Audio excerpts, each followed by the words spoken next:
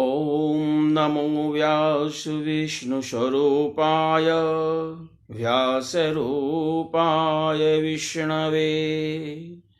नमो वै ब्रह्मनिधये वसिष्ठाय नमो नमः। विघ्नेश्वराय वरदाय शूरप्रियाय लंबोदराय सकलाय जगद्धिताय नागाननाय श्रुतियज्ञविभूषिताय गौरीसुताय गणनाथ नमो नमस्ते। श्री राधा कृष्णाय नमो नमः। बोलिए भागवत भगवान की जय।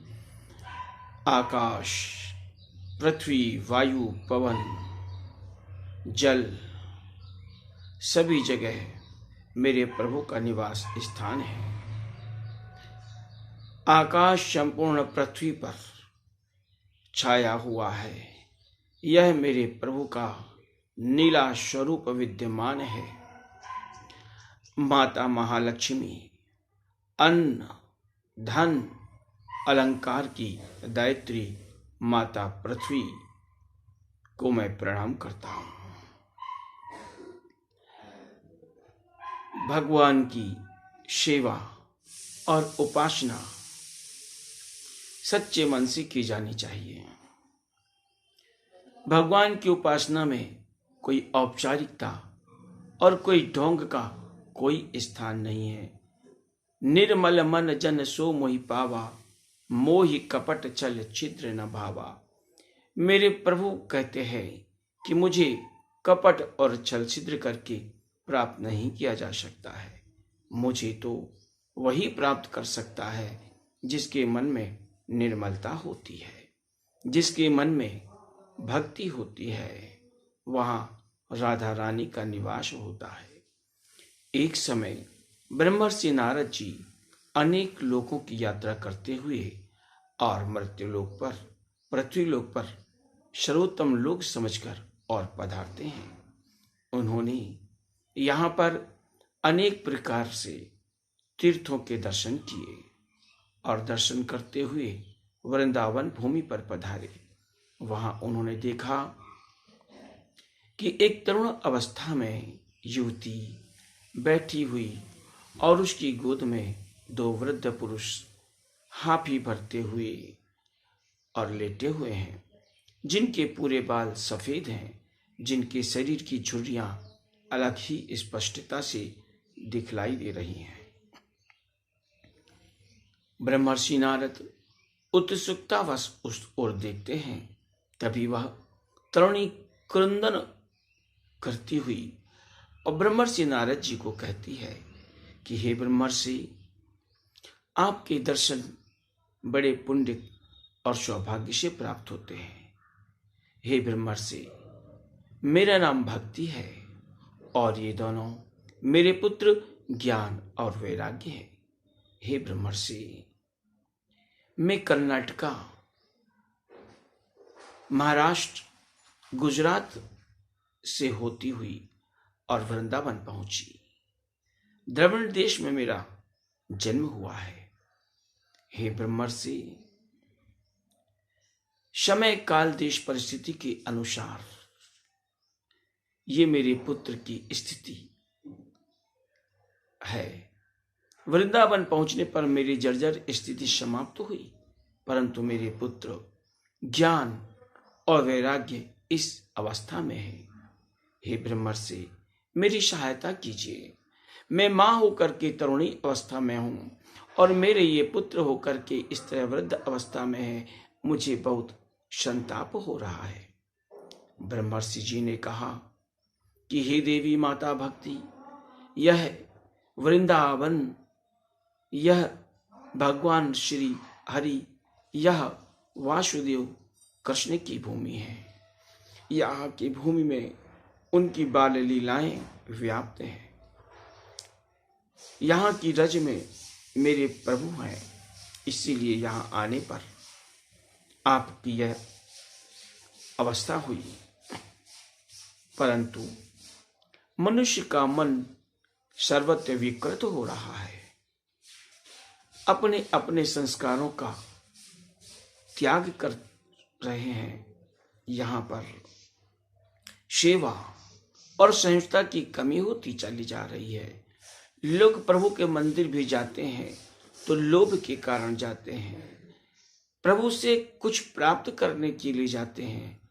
यहाँ मंदिर जाने वाले भक्तों में प्रेम कम और डिमांड ज्यादा होती है। इसीलिए ज्ञान और वैराग्य की अवस्था और भक्ति रानी का स्थान है। राधा देवी यहाँ की अधिष्ठात्री हैं, इसलिए आप युवा अवस्था को प्राप्त हैं। हे देवी, मैं यत्न करता हूँ। और ब्रह्मर्षि नारद जी ज्ञान और वैराग्य के कान में नमो भगवते वासुदेवाय वेद के ज्ञान के शब्द उच्चारण करते हैं, वेद ध्वनि उच्चारण करते हैं, परंतु ज्ञान और वैराग्य प्रभावित नहीं होते हैं। उनकी वही अवस्था रहती है। स्वयं ब्रह्मर्षि नारद जी के मन में आता है कि क्या बात है, इतना वेद पाठ करने के उपरांत भी इनकी यह अवस्था ठीक क्यों नहीं हो रही है। सूर्य देवता को प्रणाम करते हैं। ब्रह्मर्षि जी को ज्ञात होता है और ब्रह्मर्षि जी सनत आदि 4 ऋषियों के पास वैशालपुरी नगरी में प्रस्तुत होते हैं। वैशालपुरी नगरी में सनत कुमार ब्रह्मर्षि नारद की उस कल्याणमयी भावना को देखकर और उन्हें कहते हैं कि हे ब्रह्मर्षि, कण कण में भगवान है, घट घट में भगवान है, और जहां मेरे प्रभु की कथा होती है, जहां प्रभु का गुणगान किया जाता है, वहां मेरे प्रभु निवास करते हैं। मेरे प्रभु भक्तों के हृदय में निवास करते हैं। मेरे प्रभु कथा में निवास करते हैं। श्रीमद् भागवत महापुराण ऐसी ही कथा है, जिस कथा की अधिष्ठात्री गुरु देवी राधा हैं। इसीलिए ज्ञान और वैराग्य की उस अवस्था से मुक्ति के लिए भागवत कथा रसायन पायन की आवश्यकता है। साक्षात श्री हरि भागवत कथा सत्संग में विराजमान होते हैं। कथा विधि, साप्ताहिक कथा विधि कैसे की जाती है, यहाँ पर श्रीमद् भागवत महापुराण में विधि का वर्णन किया गया है। और फिर हरिद्वार आनंदवन में भागवत कथा का आयोजन किया जाता है। समस्त देवमंडल के देवता भी अपने अपने विमानों पर उपस्थित होते हैं। पुष्पों की वर्षा होने लगती है, मृदंग वाद्य होने लगता है, और वहां पर भागवत की कथा का प्रारंभ होता है।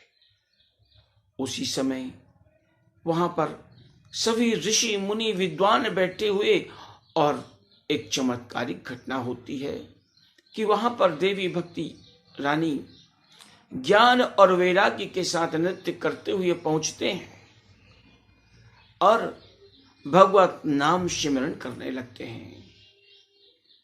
श्री कृष्ण गोविंद हरे मुरारी, हे नाथ नारायण वासुदेवा।